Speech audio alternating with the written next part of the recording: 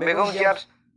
সর্বশেষ শারীরিক অবস্থা কি এবং তাকে বিদেশ নেওয়ার বিষয়ে এখন পর্যন্ত কি সিদ্ধান্ত দলের তরফ থেকে নেওয়া হয়েছে?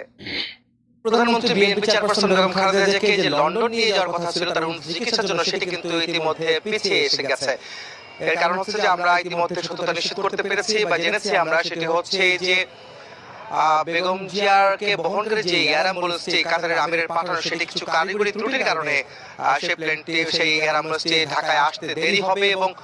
সেটা কখন নাগাদ আসবে, রওনা দিবে, সেটির বিষয়টি কিন্তু রয়েছে এবং দেরি হওয়ার কারণে বেগম জিয়ার লন্ডন যাত্রা কিছুটা পিছাচ্ছে। একই সঙ্গে নতুন তথ্য, সেটি হচ্ছে বিএনপি চেয়ারপারসন বেগম খালেদা জিয়ার বড় ছেলে বিএনপির ভারপ্রাপ্ত চেয়ারম্যান তারেক রহমানের সহধর্মিণী ডাক্তার জুবাইদুর রহমান, যিনি মেডিকেল বোর্ডের একজন সদস্য বেগম জিয়ার চিকিৎসায়, তিনি কিন্তু আজ বাংলাদেশ সময় রাত 12টার পর অর্থাৎ 12:30 নাগাদ তিনি যুক্তরাজ্য থেকে রওনা করবেন এবং